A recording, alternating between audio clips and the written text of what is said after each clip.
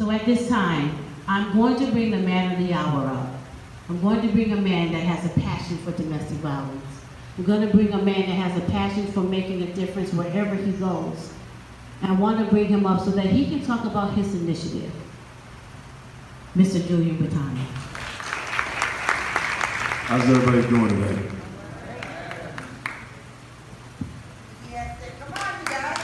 How's everybody doing today? Good. Excuse me while I get comfortable.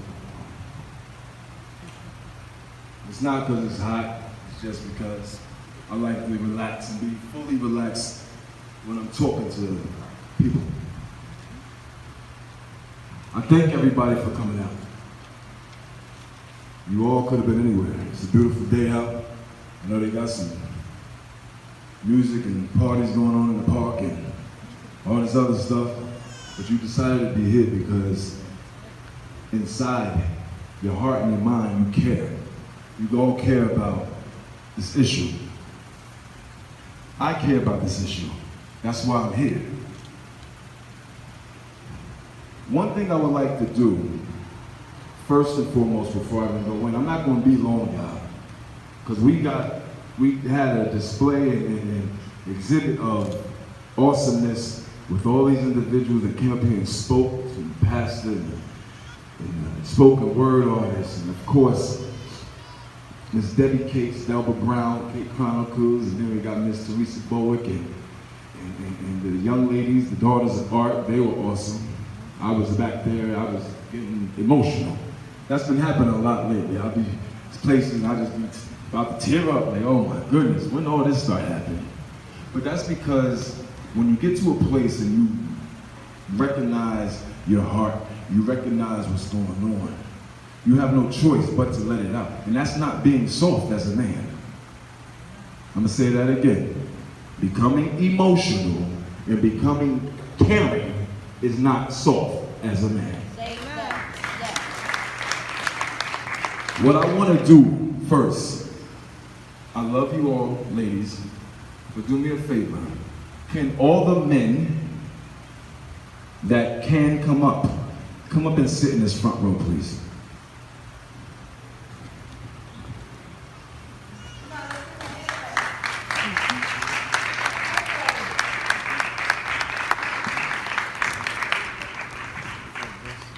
I got plenty of space, got some rooms over here. Get that bowl out the way. Okay, thank you, buddy. Mr. Rudolph, come on in here. Get in, come on. Come on and sit down with these men. You here to support?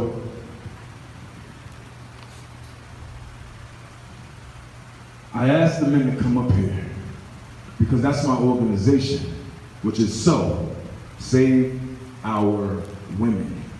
It can't be Save My Women. It has to save our women. Right here. This is what it's going to take for our women to know that they are, in fact, safe. All right?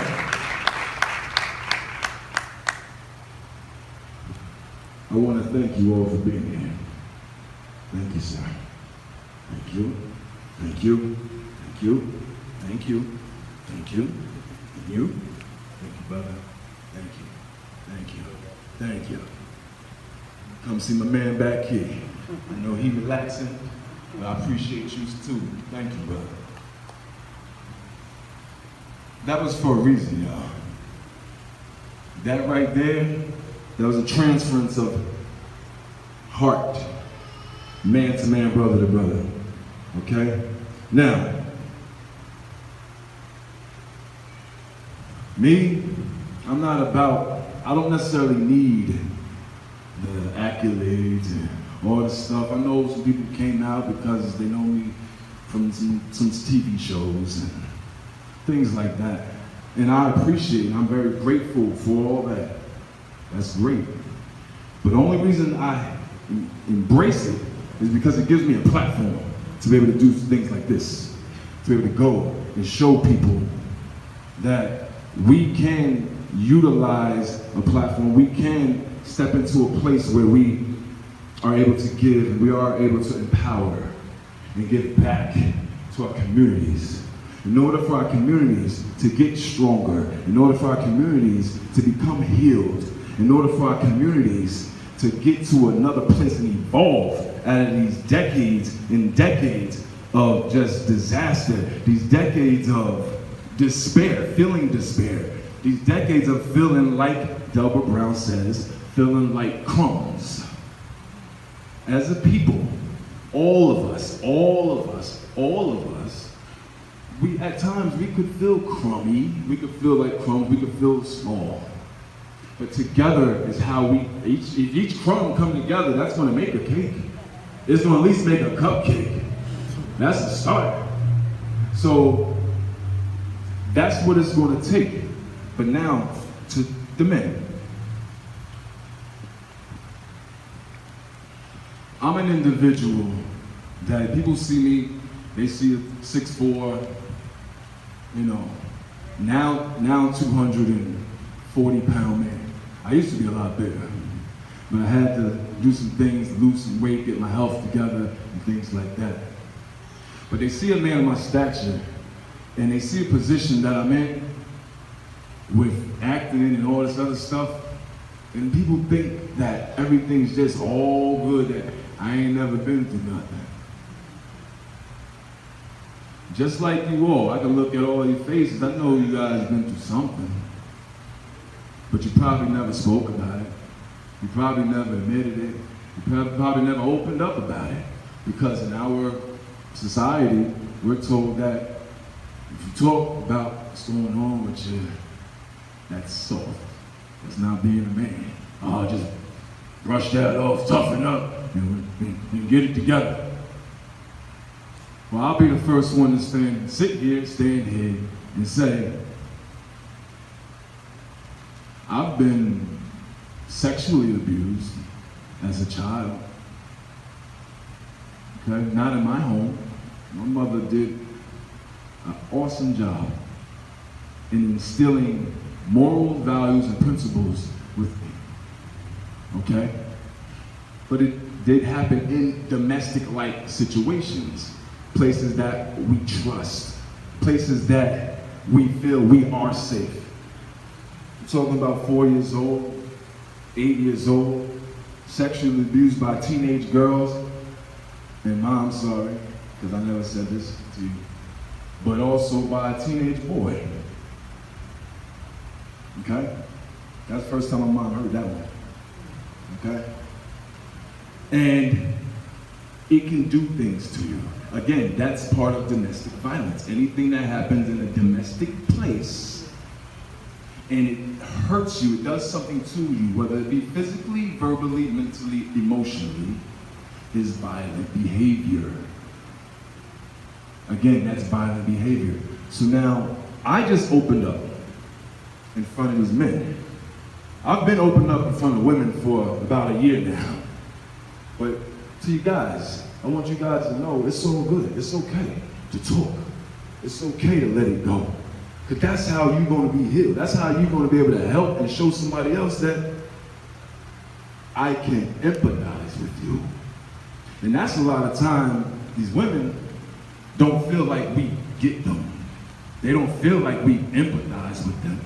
They don't feel like we actually, we understand them. But when they do feel that, when they do feel your compassion, they feel you came from a place that you too had to get over an emotional hurdle, that brings the bond closer. It brings the bond closer. Whatever the dynamics is, it doesn't have to be romantic. It could be your mom, your daughter, your niece, anybody. And then again, it goes to your son, whoever, just whoever you are close to. Domestic violence is all over the place. All over the place. So,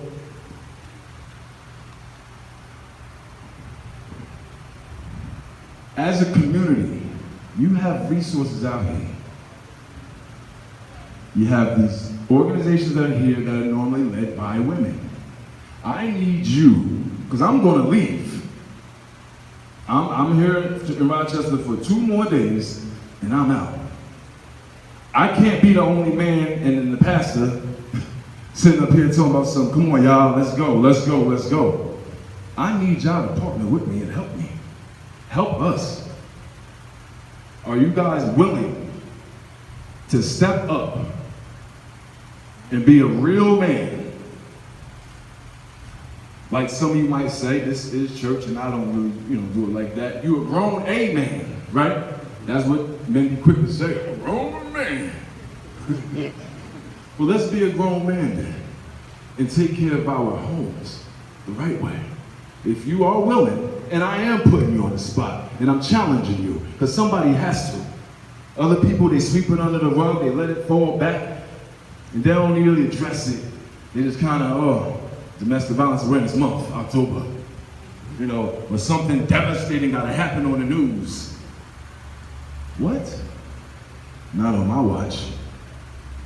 Not on my watch. So if you're willing to stand with me, stand up. Men, just a minute.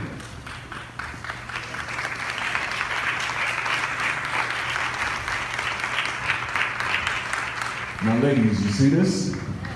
You are now looking at your first tier of men, at least from this event, that's going to stand with you all and these organizations. Come up here, please. Come up here. Who else is in charge of an organization in the area? Women. These women that have been out here battling and fighting. Everybody out here in this hallway. Who's part of you got your organizations? Excuse me.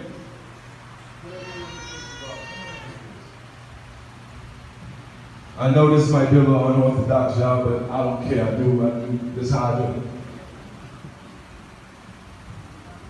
So we're gonna bring these ladies up here. And this is what my organization is about. Women empowerment. It's not just domestic violence. In order for your household to be right, you have to empower the women. They have to feel empowered. They have to feel like they more than just come and go and do what they gotta do, take care of the house and this and that. They have dreams. They have visions. They have aspirations that they're trying to get to also. And a lot of the stuff that women do are always catered to something to do with the heart, to help others. And that's what they've been doing. That's a shame that they've been doing all this alone. They are up there because we are raising their platform now. And now they're all empowered. All their organizations, all their efforts, all of their works will not fall short, will not fall on deaf ears, and will not be null and void. They will be enhanced because you all will lend your support. I came up here